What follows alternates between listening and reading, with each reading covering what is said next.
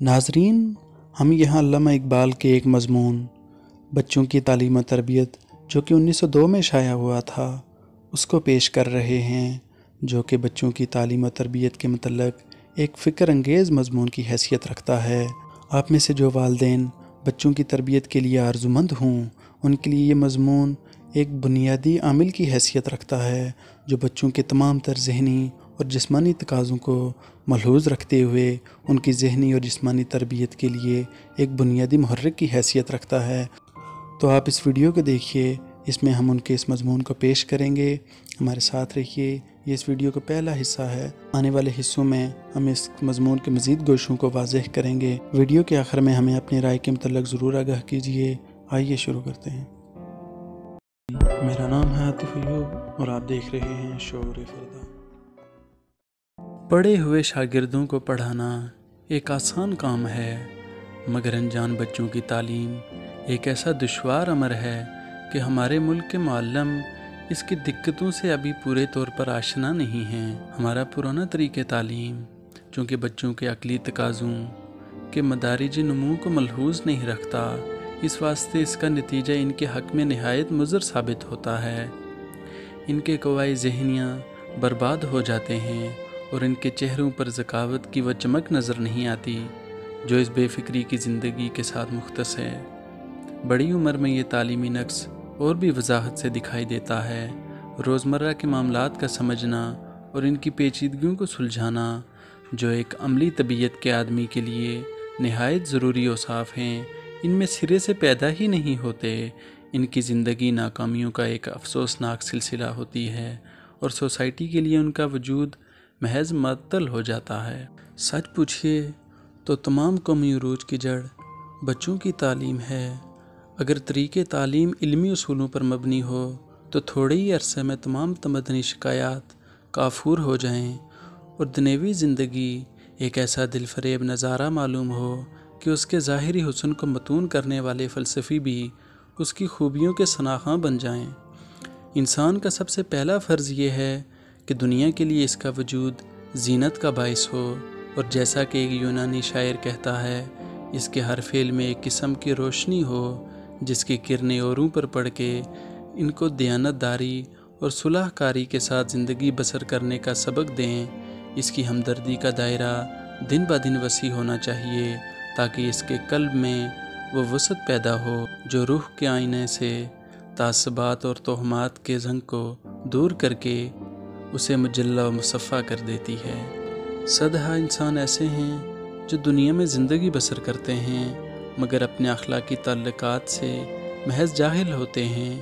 ان کی زندگی بہائم کی زندگی ہے، کیونکہ ان کا ہر فعل خود غرضی اور بے جا خودداری کے اصولوں پر مبنی ہوتا ہے۔ ان کے تاثرات کا دائرہ زیادہ سے زیادہ اپنے خاندان کے افراد تک محدود ہوتا ہے، اور وہ اس مبارک تعلق سے غافل ہوتے ہیں جو بحیثیت انسان ہونے کے ان کو باقی افراد بنی نوع سے ہے۔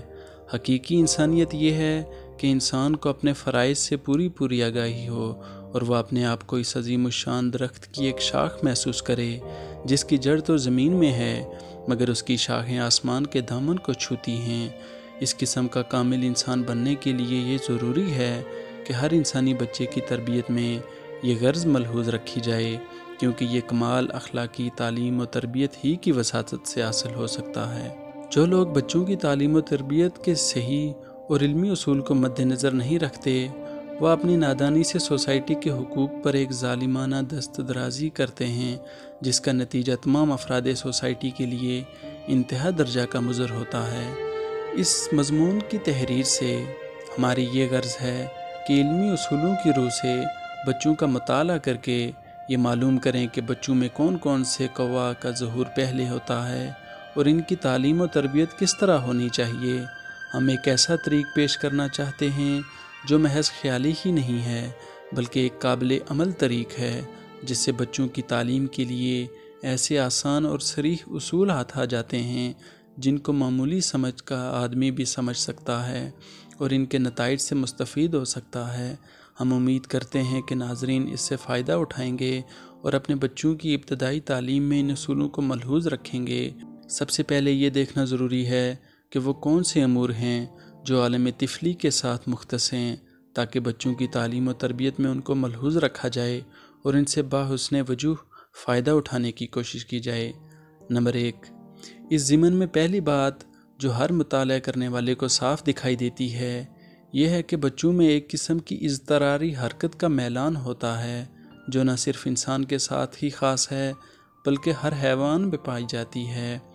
دیکھیے بلی کا بچہ کیا مزے سے خود بخود کھیلتا ہے، چھوٹے کتے کی زنجیر کھول دو تو اضطراری حرکت کی خوشی میں پھولا نہیں سماتا۔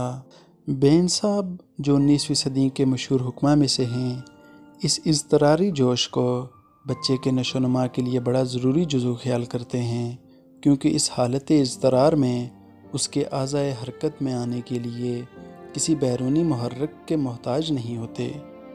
بچوں میں اعصابی قوت کی ایک زائد مقدار ہوتی ہے جو کسی نہ کسی راہ سے صرف ہو کر ان کی خوشی کا موجب ٹھہرتی ہے، اگرچہ بسا اوقات ان کے ماں باپ کو اس سے تکلیف بھی اٹھانی پڑتی ہے۔ بعض دفعہ اعصابی قوت کی یہ زائد مقدار رونے چلانے میں صرف ہو جاتی ہے، بعض دفعہ بے تحاشا ہنسنے اور کھیلنے کودنے میں۔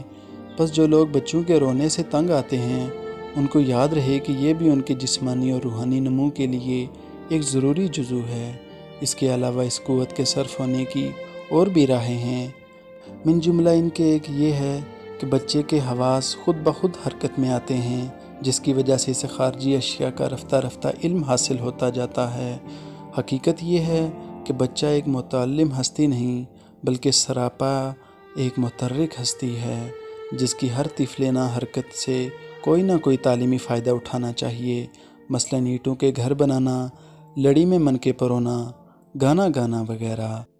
وہ زائد اعصابی قوت جو رونے بیجا شور کرنے میں صرف ہوتی ہے ایک باقاعدہ شور یا راگ میں آسانی سے منتقل ہو سکتی ہے، اور وہ قوت جو ضرر سا اشیاء کے چھونے اور دیگر چیزوں کو ادھر ادھر پھینکنے میں صرف ہوتی ہے اینٹوں کے گھر بنانے میں سہولت سے صرف ہو سکتی ہے۔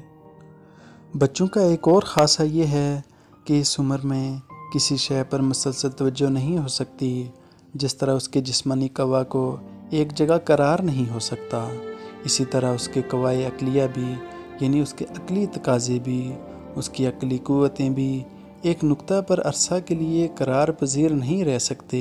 اس طرح ان کے ہاتھ پاؤں سکوت میں نہیں رہ سکتے، اسی طرح اس کی توجہ بھی ایک طرح کی بے قراری ہے جو اسے ایک مقام پر جمنے نہیں دیتی۔ لہٰذا ہر طریقے تعلیم میں اس بات کو ملحوظ رکھنا چاہیے کہ سبق طویل نہ ہوں اور چھوٹے چھوٹے حصوں پر منقسم ہوں تاکہ پڑھتے وقت بچے کے مختلف قوا کو تحریک ہو۔ اس کے علاوہ یہ بھی لازم ہے کہ ہر سبق میں ایک خاص مشترک بات ہو تاکہ ایک خاص مقام پر توجہ لگانے کی عادت بھی ترقی کرتی رہے۔ بچوں کو اشیاء کو غور سے دیکھنے اور بالخصوص ان کے چھونے میں لطف آتا ہے۔ 3 مہینے کی عمر کا بچہ ہو اور اس کی توجہ روشنی کی طرف منتقل ہو جائے تو ہاتھ پھیلاتا ہے اور شمع کے شعلے کو پکڑنے کی کوشش کرتا ہے۔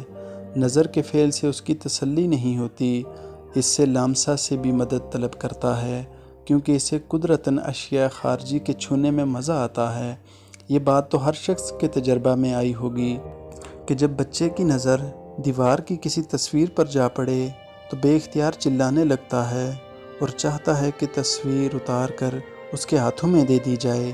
چلانے سے تو یہ معلوم ہوتا ہے کہ چھوٹے میاں اب چپ ہونے میں نہیں آئیں گے، مگر جب مطلوبہ شے سامنے رکھ دی جائے تو چپ ہو جانا تو ایک طرف بعض اوقات آپ کی ہنسی بھی نکل جاتی ہے۔ بس جس شے کے متعلق سبق دو اس کو بچے کے سامنے رکھو اور جب سبق ختم ہو جائے تو شے مذکور اس کے ہاتھ میں دے دو۔